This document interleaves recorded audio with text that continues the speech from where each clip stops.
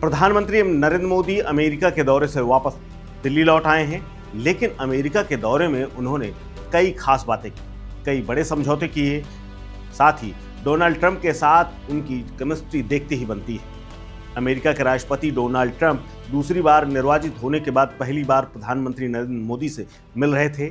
भारतीय समय के अनुसार शुक्रवार की सुबह करीब 4 बजे के आसपास दोनों नेताओं की मुलाकात हुई। इस दौरान प्रधानमंत्री को खुद राष्ट्रपति डोनाल्ड ट्रंप ने कुर्सी में बैठाया और दोनों की केमिस्ट्री देखते ही ये पता चल रहा था कि दोनों में पर्सनल केमिस्ट्री गजब की है।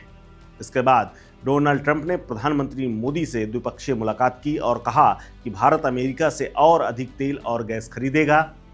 अमेरिकी राष्ट्रपति ने यह भी कहा कि यह समझौता भारत के लिए ही नहीं बल्कि अमेरिका को भी भारत का शीर्ष तेल आपूर्ति और गैस आपूर्तिकर्ता बना देगा। हालांकि ट्रंप ने से जो वादा प्रधानमंत्री नरेंद्र मोदी ने किया है उसमें कुछ मुसीबतें भी हैं जिनको पार पाना बेहद ज़रूरी है। हालांकि ये मुश्किल भी नहीं है, लेकिन ये दो बड़ी बाधाएं ज़रूर हैं। क्या समस्याएं हैं उन पर आगे बात करेंगे, लेकिन उससे पहले ये जान लीजिए कि शीर्ष 5 LNG आपूर्तिकर्ता कौन है। सबसे नंबर 1 पर आता है ट्रिलियन टन पर अगर बात करें तो करीब कतर 9.82 ट्रिलियन टन यानी कुल आपूर्ति का करीब 38.8% सप्लाई करता है। उसके बाद नंबर आता है अमेरिका का जो 5.12 ट्रिलियन टन सप्लाई करता है और इसका परसेंटेज है 20.2।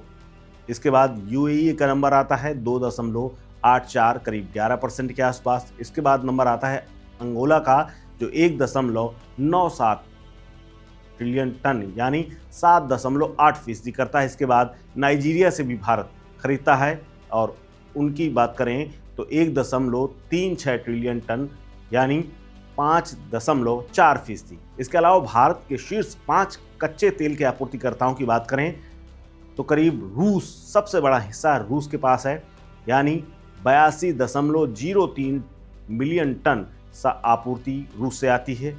ये हिस्सा अगर बात करें तो करीब 37% बनता है। इसके बाद नंबर आता है इराक का जो 45 मिलियन टन करता है, जो कि आपूर्ति की बात करें तो करीब 20.6% बनती है। फिर सऊदी अरब है 28.79 मिलियन टन करता है, करीब परसेंटेज में 13% है। UAE की बात करें तो 18.63 मिलियन टन यानी करीब 8% से ऊपर। उसके बाद नंबर आता है अमेरिका का जहां से आपूर्ति होती है सिर्फ 7.17 मिलियन टन यानी परसेंटेज है सिर्फ 3.2 का। दरअसल पश्चिम एशिया से तेल लाने की लागत भारत में बेहद कम है। अगर पश्चिम एशिया से बात करें तो पश्चिम एशिया से तेल लाने की लागत से 2 गुना ज़्यादा कीमत चुकानी होती है अमेरिका से लाने में। सूत्रों का कहना है कि भारतीय रिफाइनरी सबसे ज़्यादा अमेरिकी कच्चा तेल खरीदने के लिए तैयार तब होंगे जब इसकी कीमत में कोई प्रतिस्पर्धा होगी यानी कंपटीशन होगा, क्योंकि अमेरिका से भारत भेजे जाने वाले तेल की वर्तमान की लागत पश्चिमी एशिया से तेल लाने की लागत से 2 गुनी है, यानी परिवहन खर्च बहुत ज़्यादा है। एक अनुमान ये कहता है कि भारत में अमेरिकी कच्चे तेल की शिपमेंट की परिवहन लागत करीब $4 प्रति बैरल है, यानी अच्छा खासा खर्चा है। जबकि पश्चिम एशिया यानी कतर से लेकर के UAE तक से अगर इसको लेकर के आते हैं तो वहाँ से करीब $1.5 प्रति बैरल पड़ता है, यानी करीब 2 गुना से भी ज़्यादा पड़ता है। इसके अलावा भारत के बंदरगाहों पर अमेरिकी तेल की कीमत भारत के निकट स्थित आपूर्तिकर्ताओं से कच्चे तेल की तुलना में ग्रेड की तुलना भी होती है जो कि अधिक है। दूसरी सबसे बड़ी समस्या ये है कि अमेरिकी कच्चे तेल की ग्रेड की पेशकश जो हुई है उसको भी देखना होगा, क्योंकि भारतीय रिफाइनरियों के साथ उनकी अनुकूलता है या नहीं, यानी कच्चे तेल को भारत की रिफाइनरियां छान पाती हैं या नहीं, या फिर जो परिचालन और जो दक्षता के आधार पर यानी जितनी उसमें शक्ति है उस आधार पर अगर देखा जाए तो उनके कच्चे तेल की ग्रेड दूसरे पेट्रोलियम उत्पादों के लिए उपयुक्त है या नहीं, ये भी देखना होगा। इसके अलावा भारतीय रिफाइनरियां जो काम कर रही हैं वो उनकी आदतन है कि पश्चिमी एशिया से आने वाले तमाम तेल आपूर्तिकर्ताओं का जो तेल होता है उसको अच्छे से वो रिफाइन करने की आदी हैं और वो कर लेती हैं।